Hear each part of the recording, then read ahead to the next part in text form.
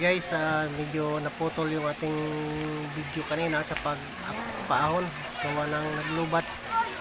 So tayo ay narito na, nakarating na sa dulo ng destinasyon natin dito sa Mount Itarog.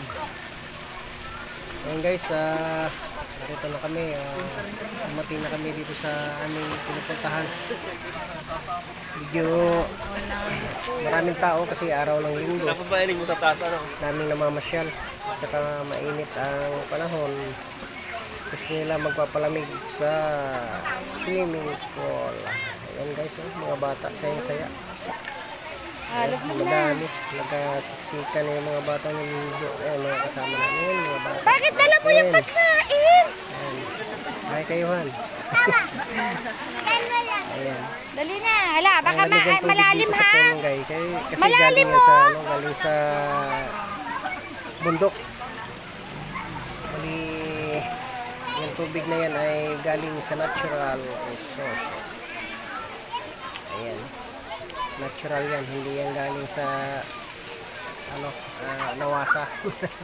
Galing sa ilog yan guys. Galing sa bundok. Kaya malamig. Kaya yung mga kasama namin, naliligo na yan sila, mga bata. Ayan, daming tao guys. Ayan, daming tao. Hanggang babaw ayan guys, may mga pool pa yun. Gapang pool duman. May pool pa Mababaw doon. lang. Kasi May na. masaya sila kasi napakainit ng panahon. Tapos ang lamig ng tubig. Sarap magbawad. Sobrang lamig naman din.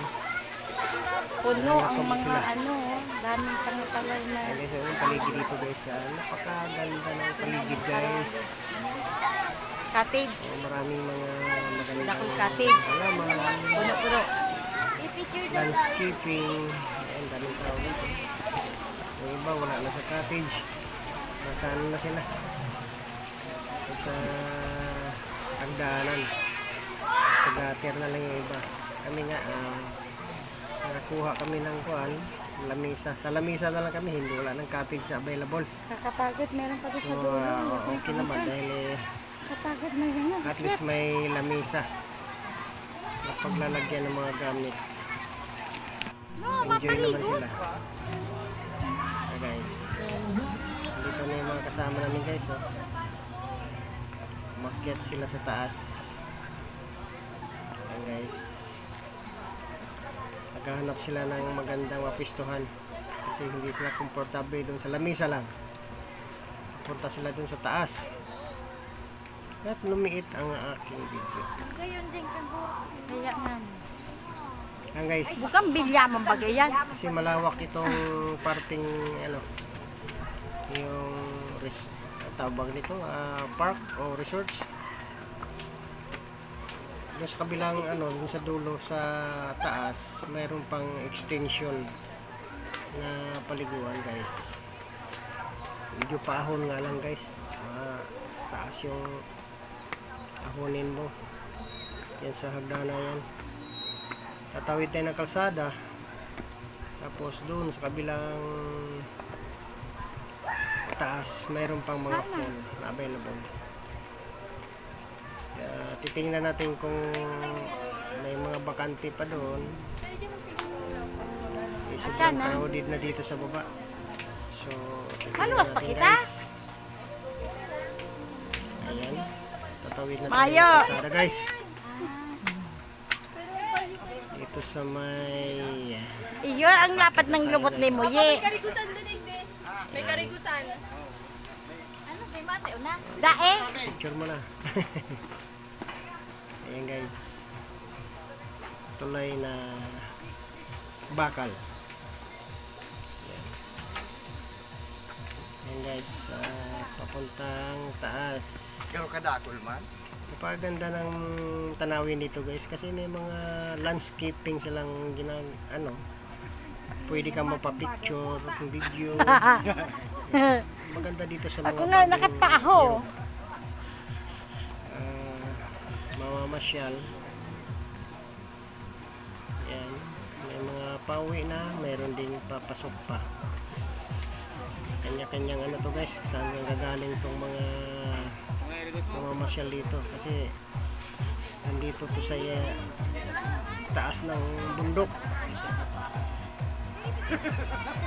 Nagagaling pa to sa ibang lugar. Yung mga namamasyal dito. Guys, oh. Ito na yung May mga tao dito. O nga po na yun, o nga po. ganda pala dito guys, oh. Ganda. Pahaba yung kanilang pole dito, hindi pabilog. Pahaba. Parang maganda ng landscape. Kasi halo ito sa isa room. Oh, Tubig ni ang tubig dito Pahaba. nanggagaling sa isa room. paikot. Hindi ganong maraming tao guys. Ayo. Konti lang yung mga tao dito. Siguro dito na lang tayo lilipat. Kasi crowd dito dun sa taas. Ay, sa baba. Ayan guys, oh. Konti lang tao ang liligo dito. So, lilipat tayo dito. Ayan guys. Overlooking. Kitang-kita yung paligid guys. Tubig dito galing sa isa room. Napalibutan tayo ng mga malalaking kahoy. Ayan. Baka may mga unggoy dito eh. Makikita yung mga kamag-anak natin dito. Chlorine. Ayan na guys, oh. Ang ganda ng mga landscape dito. Kunti lang tao guys. Ayan, oh. Ayan. Gusto nila dito guys. Lilipat na tayo dito daw. Kasi walang ganong tao. So, ang mga gamit natin, namin, ililipat dito. Dito na kami. Kasi Dahil pag may very crowded doon sa baba. parkilahan ta. Medyo hindi nagustuhan nila. Okay guys, thanks for watching.